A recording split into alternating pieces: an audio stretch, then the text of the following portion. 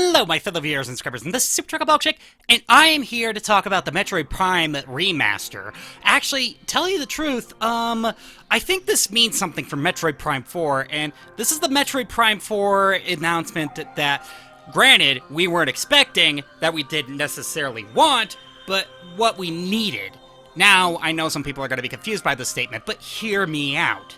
I wouldn't be surprised that the model that they used for Samus Aran in the Metroid Prime Remaster is going to be the exact same model that they're going to be used in Metroid Prime 4. Why? Because, well, let's just take a look at this. Metroid Prime 4 has a bit of a troubled development. They ended up scrapping the game completely and totally in early 2020, I think? No? 2019? I forget when it was, but they ended up scrapping the game almost 4 years after the first announcement, only because they said it wasn't living up to standards, and they wanted to produce something that fans wanted. Well, of course, I figured this was okay, because you know what? This is Nintendo. They try to deliver for the fans as much as they possibly can, and they try to do their best for the people that try to buy their games. Well, not all the time, but they do try to do their best most of the time, especially if it's like a Prime series like Zelda or Mario or Metroid, you know? Because there is a bit of a target demographic for that. And tell you the truth, actually, after Metroid Dread, I really wanted to get into the Metroid series. Because Metroid Dread was really freaking good. I'm not gonna lie about that. But with the announcement of Metroid Prime 4, actually I was originally going to get into the series with that game, but then of course it ended up being delayed. Metroid Dread came out first, so I decided to play that one, and holy cow, I had a lot of fun.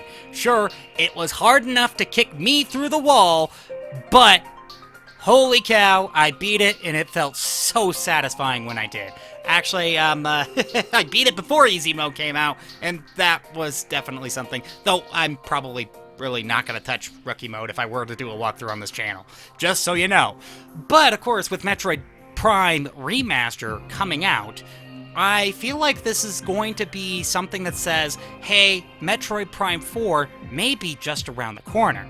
Now, this may sound a little bit optimistic for me, and I may not have too much proof for this yet, but I feel like Metroid Prime 4 is going to get an info drop sometime in the middle of this year, sometime during July or June. I mean, that would probably make the most amount of sense because, well, if they're planning on an end-of-the-year release, like I think they're planning on, or a early-of-the-year release, like I think they might do, it's the two plausible options, sometime towards the end of November, at the beginning of December, or sometime towards the end of February, beginning of March for Metroid Prime 4, if you know what I'm saying. I'm trying to use this as a bit of a predictability for a release window for a possible Metroid Prime 4 drop. I don't think this is really necessarily... I don't think this is really confirmed yet, and I don't think there's going to be anything confirmed until we get more information about Metroid Prime 4. I'm getting the words confused in my head here. Give me a break. I got ADHD. But anyway, this is confirmed info for Metroid Prime 4, and hopefully we'll get some more information on Metroid Prime 4 a little bit later on in the year. Because you know what? I think the Metroid Prime Remaster had, like, two purposes. One, to show off some of the HD models that they made, and some of the HD textures that they're probably going to end up using Metroid Prime 4. Which, you know what? Yes, sometimes textures and models get reused. It's not a big deal in the gaming industry, especially as of today, when it's really easy just to reuse some of that. But I'm kind of happy that at least they went back and redid the textures and did them in HD quality, so that it works with the Nintendo Switch, instead of just doing a upscaling of the original Wii, like they did with Legend of Zelda Skyward Sword, and also like Sonic Colors Ultimate, which, yeah. No. I don't want to talk about those games. And, of course, I haven't really necessarily played Legend of Zelda Skyward Sword on the Switch or the Wii, but...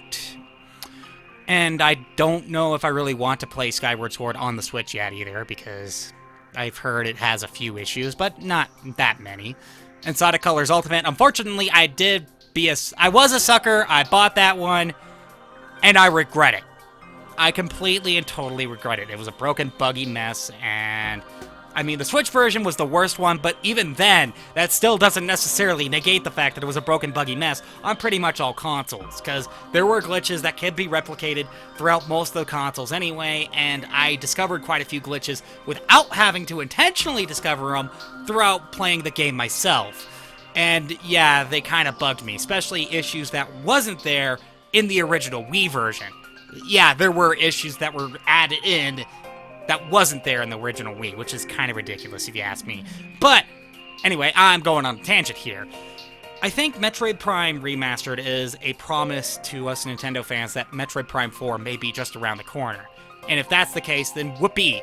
I think we should be excited as Metroid fans, because you know what? I think that's another thing that we need, is another good Metroid game that we could have on the Switch without having to pay for the stinking Switch Online. Because I'm sorry, I am not a big fan of the Nintendo Switch Online. That is another subject for another video. But I'll just say I paid for it for a little bit, didn't like their shoddy service, and then decided to stop paying for it altogether. I'll get a little bit more in depth into another video. But, other words, I'm excited. I hope that I am right with this prediction. I mean, I don't think I'm going to be fully wrong, but at the same time, I don't know. It's gonna be a little bit iffy. We don't really know what's going on with Nintendo and what they're thinking.